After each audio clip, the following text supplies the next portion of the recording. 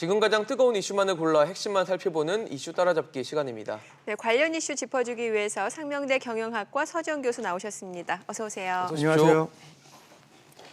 교수님, 그 기업은행 얘기부터 좀 해보겠습니다. IBK 기업은행장이죠. 윤종원 행장이 취임 100일이 됐는데 그래서 기자간담회 했더라고요. 근데 통상적으로 뭐 기자들 한 자리에 모아놓고 하는 방식이 아니라 이 코로나19 때문에 서면으로 진행을 했는데 최근 논란이 되고 있는 디스커버리 펀드와 관련해서 이 TF를 꾸려서 대응을 하겠다고 했어요. 근데 네. 이 디스커버리 펀드 요즘에 논란이 되고 있긴 한데 좀 사건에 대한 정리부터 좀 해주시면 좋을 것 같습니다. 예, 그 IBK 기업은행이 지난 2017년 4월부터 그 우리나라 디스커버리 자산운용 그 회사가 이제 설계했던 그 US 핀테크 글로벌 채권이라는 거를 판매를 했어요. 예. 판매 규모가 이제 IBK 기업은행 같은 경우는 940억 원 정도, 940억. 그다음에 신한은행이 한 860억 해가지고 1,800억 정도의 규모거든요. 네.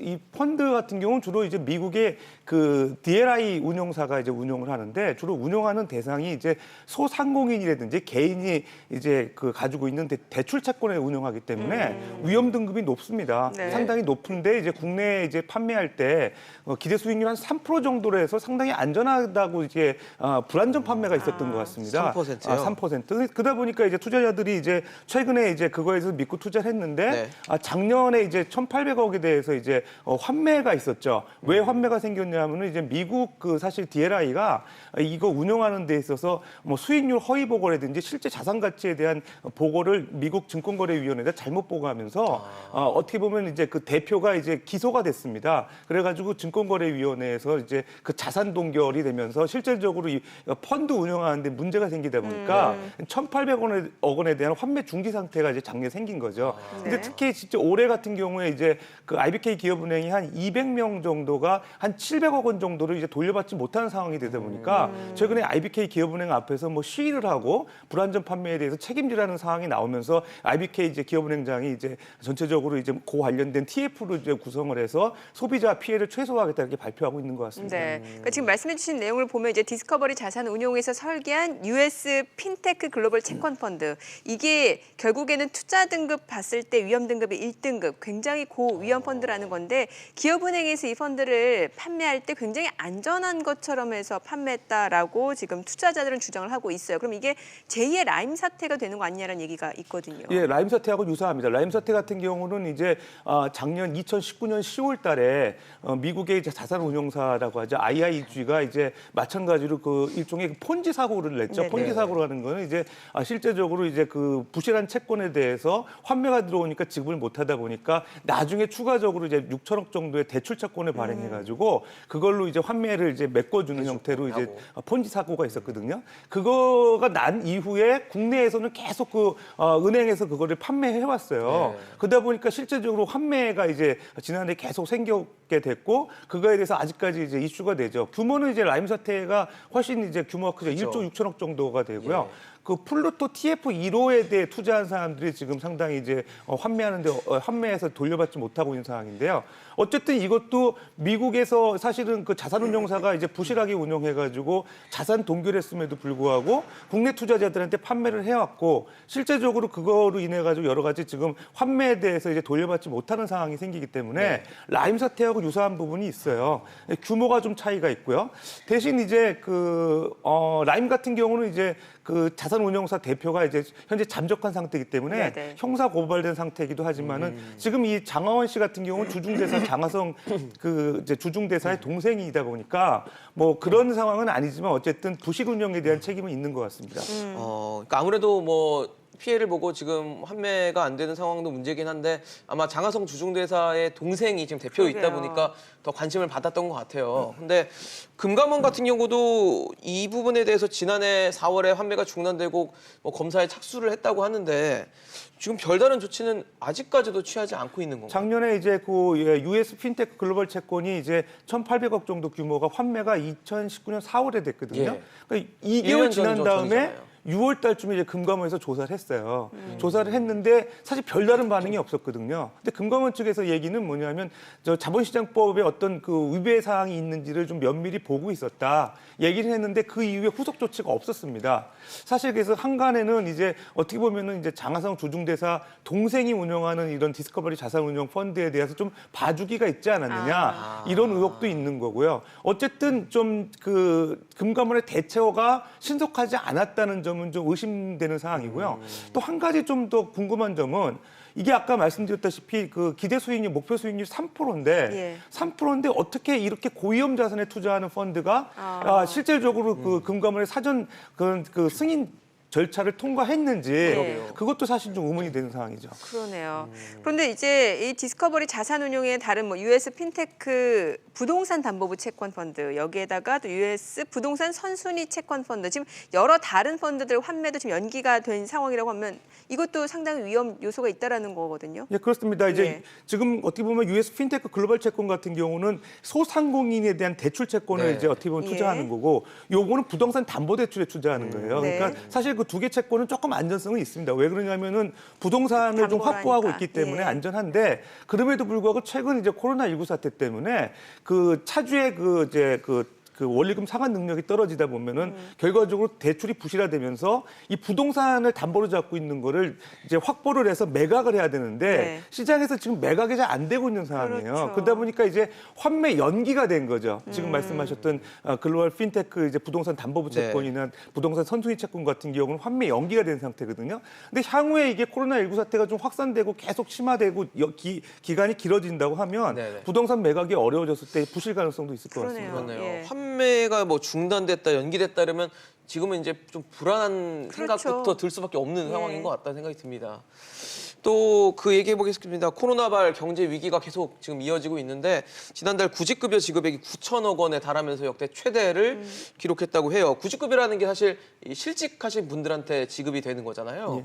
근데 이게 역대 최대라고 한다는 얘기는 결국 실직자가 그만큼 늘어났다는 얘기가 될 수도 있고, 그게 결국 고용 한파가 시작되는 이 전조가 아닐까라는 우려가 될 것 같거든요. 예, 그렇습니다. 상당히 걱정되는 부분이죠. 지난 3월에 실업급여 지급액이 이제 8,982억 원. 그러니까 전 동기 대비 한 1,163억 원 정도 감소한 겁니다. 계속 오르네요. 예, 보니까 그러니까 월별로. 전월 대비로 비교해 보면은 한 1,163억 정도가 감소했는데 네. 저게 실질적으로 이제 그 구직급여 지급한 금액도 지금 중요하지만 신청자 수도 상당히 이제 주목할 만한데 네네. 3만 명이 이제 늘어나면서 실질적으로 15만 6천 명 정도가 이제 구직급여 신청을 했다고 그래요. 일자리 그만큼 잃으셨다는 그러니까 얘기네요. 15만 6천 명이라고 그러면은 지난 그 글로벌 금융위기 때 2009년 3월에 그때 이제 구직 신청자 수가 10만 9천 명이었거든요. 네네. 그때보다 훨씬 5만 명 이상이 늘어난 그러네요. 수치가 엄청 많은 거죠.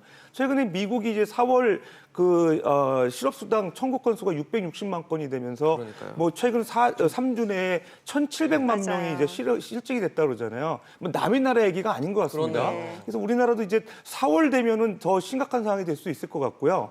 지금 저게 또 문제가 되는 게 이제 전체가 아니죠. 고용보험에 이제 속해 있는 분, 그렇죠. 제도권 노동자에 해당되는 부분이기 때문에 구직급여는 고용보험에 가입하신 분들한테만 가입한 드리는 분들만 거죠. 되니까 제도권 노동자들에 대해 적용되는 데이터다 보니까 실제적으로 특수고용직이라든지 뭐 이정도 예. 노동자까지 합하면 엄청난 수치일 것 같습니다. 그 고용보험 가입자 수 증가폭도 지금 16년 만에 지금 가장 낮은 수준이라고 하는데 특히 20, 30대가 고용보험 가입자 지금 마이너스 수준이라고 해요. 그러면 이게 흔히 말하는 지금 정부에서 얘기해왔던 그 질 좋은 일자리 여기에 직격탄을 맞은 게 바로 20, 30대 청년층이라는 얘기잖아요. 예, 그렇습니다. 그러네요. 고용보험 가입자 수가 이제 69만 명으로 나오고 있고요. 작년 3월 대비해서 10만 8천 명 정도 줄었다고 그래요. 근데 사실 이 내용을 보면 연령대별로 예. 좀 차이가 있습니다. 20, 30대 같은 경우는 지금 약 한 2%가 줄어들었어요. 가입자 수가. 네네. 근데 오히려 40대 이분들은 이제 늘어났거든요. 그럼 왜 그랬을까 봤을 때 20, 30대가 사실 어떻게 보면은 이쪽에 직격탄을 맞은 게 그동안에 이제 고용을 좀 유지하기 위해서 고용유직 지원금이라든지 이런 것들을 많이 지원해 주면서 신규 고용을 많이 안 늘린 요건도 있죠. 예. 그러다 보니까 어쨌든 청년층이 상당히 이제 신규 취업하는데 어려움이 있지 않았나 그런 게 하나의 지표라고 볼 수 있겠습니다. 네. 사실 청년층도 걱정이고 앞서 말씀을 해주신 그 사각지대가 존재한다는 게 사실 지금 어려운 분들이 뭐 자영업자라든지 아니면 특수고용직 종사자분들이 뭐 일자리를 잃는 상황들이 계속되고 있는데 이분들에 대한 보호가 안 된 이분들은 실업급여를 받을 수 없는 거잖아요. 그렇죠. 예. 이거는 어떻게 보호할 수 없는 건가요? 보호를 해야 될 것 같습니다. 지금 그 특수고용직이 한 220만 명 정도 되고요. 그 중에서 한 50만 명 정도가 이제 근로자로 일하시는 분들이고 나머지 부분이 이제 실제적으로 자영업 관련된 네. 부분인데 이분들의 특수고용 노동자들에 대한 고용보험 그 가입 조건을 좀 완화해야 될 필요가 있죠. 지금 가입 조건 같은 경우는 네. 지금 그 주당 15시간 미만 근로자라든가 네네. 1개월 미만의 상시 이동직들 이런 분들은 가입이 안 되고 있거든요. 근데 이런 분들을 제도권으로 좀 보호하기 위해서 고용보험 가입 기준을 좀 완화하는 그 법안이 지금 국회 계류 중이에요. 이런 것들이 조금 조속히 처리가 될 필요가 있을 것 같고요. 총선 지나고 국회가 예. 구성이 돼야지 하겠네요. 아무래도 이제 상당히 좀 총선 이유가 되지 않을까 생각해서 이런 분들에 대한 보호 장치가 하루바삐 좀 마련될 필요가 있을 것 같습니다. 그리고 실제로 우리나라 자영업 하시는 분들이 많은데 네. 대부분 소규모 영세 자영업 하시는 그렇죠. 분들 이제 고용 인원들이 적거든요. 네네. 이런 분들에 대한 그 사각지대에 대한 부분도 정부가 좀 고려되지 않을까 생각됩니다. 네.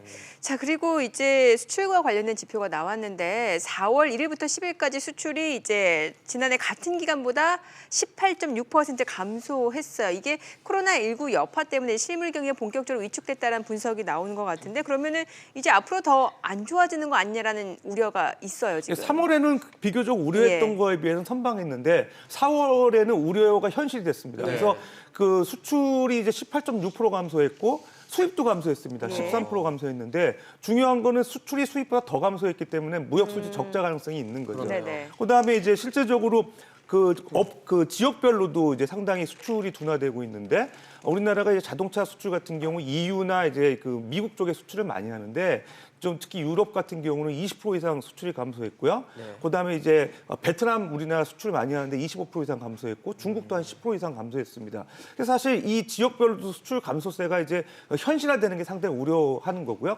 그다음에 이제 그 품목별 보더라도 석유 제품 부분이 한 48% 정도 감소했는데요. 그러네요. 이게 석유 제품 쪽은 주요 원인이 이제 그 원유 가격 이제 떨어지면서 수출 단가가 낮아진 요인이 있죠. 그다음에 이제 뭐 주력 상품이라고 하는 반도체 한 1.5% 감소했고요. 그다음에 이제 자동차 부분이 한 7% 정도 감소했고요. 이런 부분들이 이제 주력 산업에서 수출 감소세가 이어지고 있는 거는 네. 향후에 이제 우리나라 대기업들 수출이 이제 상당히 부진해질 가능성을 이제 경고하는 하나의 시점이고요. 네. 우리나라가 사실 이제 5월, 6월 계속 이런 수출 감소세에 대비해야 될 것 같습니다. 최근에 정부가 발표한 이제 그 수출금융 지원책 네. 한 36조 정도 발표했는데 시기적절한 상황인 것 같고요. 계속 이런 지원책이 좀 확대돼야 될 시점이 아닌가 생각이 됩니다. 네. 알겠습니다. 코로나19로 뭐 대내외적인 우려가 근심이 커지는 상황인 것 같습니다. 오늘 서지영 교수와 함께 이슈 따라잡기 진행해봤습니다. 감사합니다. 예, 잘 감사합니다. 들었습니다.